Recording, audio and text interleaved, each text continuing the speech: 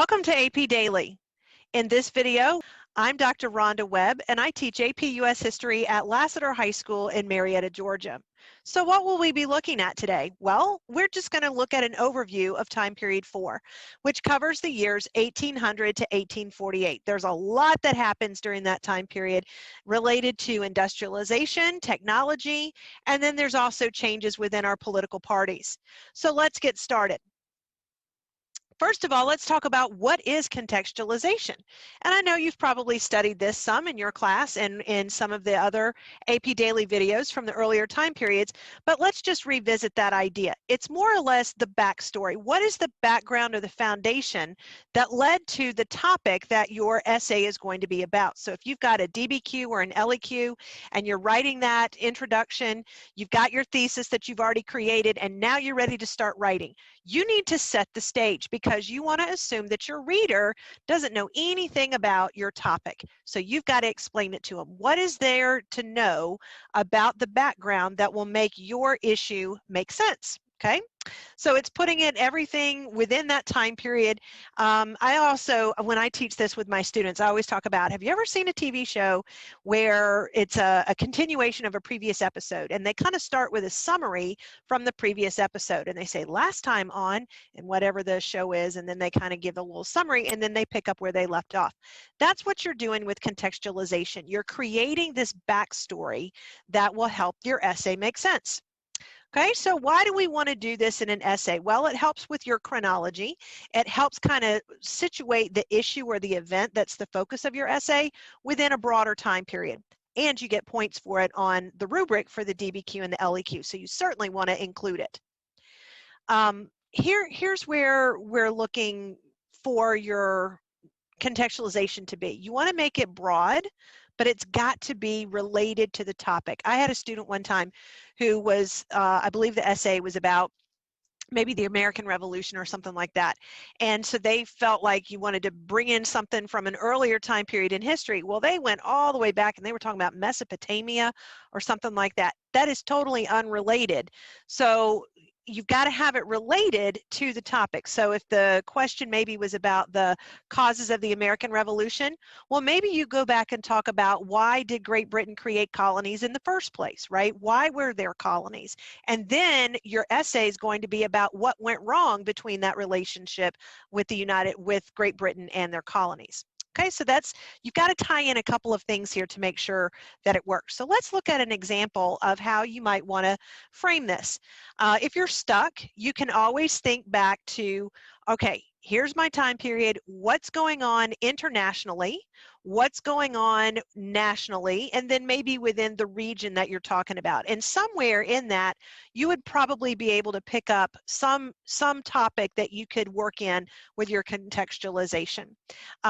You also, another way that you can kind of, spark your mind to come up with an idea is maybe think about the theme. What's going on thematically with this question? You've got your A-push themes. So within that theme, what's happening internationally, nationally, or regionally? And sometimes that will kind of point you in the direction of your contextualization. So let's practice. If we were to make the learning objective for time period 4, to explain the context in which the Republic developed from 1800 to 1848. Let's just make that our essay prompt, okay?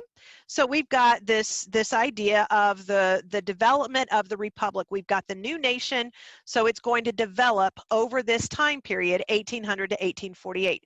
So in what ways did it develop? Could it have developed economically, politically, socially? Now, obviously, when you're creating your thesis, you're going to be more specific than that.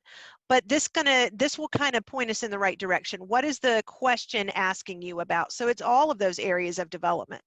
And then our time period, 1800 to 1848. What do we know about those periods of time? Well, 1800 was when Thomas Jefferson was elected, and then 1848 would get us into the expansion further into the West, and then the lead up into the Civil War. So during that time, we've got territorial expansion, Louisiana Purchase. We're going to fight a war, the War of 1812 with Great Britain. We've got all kinds of new technology and industrialization that's going on, and the transportation that makes that market revolution possible. And then we're going to have some new political parties. So all of this is going on. that we would be talking about within our essay. So this is what's in the essay. Now we want to think about what is the backstory? What do we need to know about prior to discussing these issues within our essay? So let's look at it differently. So if we were talking about the war, right? So this is the international issues that the United States was faced with, the impressments of sailors that's going to lead to the War of 1812, interference with trade. So our context would be, well, why? Why are other countries interfering with our trade, and why are other countries impressing our sailors? Well, it's the Napoleonic Wars that are being fought in Europe. So that's your context. You would build up and describe the Napoleonic Wars as this international conflict that is then impacting the United States, and then this becomes the focus of your essay, okay? So then let's say the essay was about new technology and the economics of the United States. Well, we've got the market revolution, which we're going to talk about in the next few videos, and this idea of manufacturing, the growth of manufacturing and the market revolution, where each region of the country kind of specializes in what they're producing for this overall economic boost to the United States. Well, what made all this possible? Why now? Why do we suddenly have a market revolution and a growth of cities and manufacturing? Well, it's because we have new technology and transportation. So that's going to be your context. What has allowed all of this to occur, which is going to be the focus of your essay within the time period 1800 to 1848.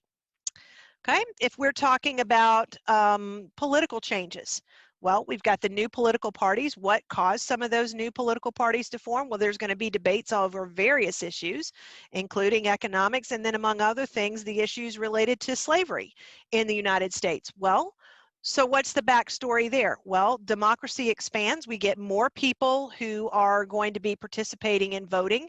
It's called universal white male suffrage. We're going to see Jacksonian democracy expanding, who's participating in the political system. So that expansion is what's creating the new parties and this more heightened debate over the slavery issue. So there's your context. So what do we need to take away from this? That contextualization is really important to make your essay so much better. It situates your answer, it puts it chronologically to where it makes sense. And it just kind of helps to shore up the foundation for your essay. So next time on AP Daily, we're going to get started with the content in time period 4, which is the growth of the political divide that's going to be shaped by debates over the Alien and Sedition Acts and the Virginia Resolves, which are pitting the states versus the federal government and their power. So until then, keep reading and go make history.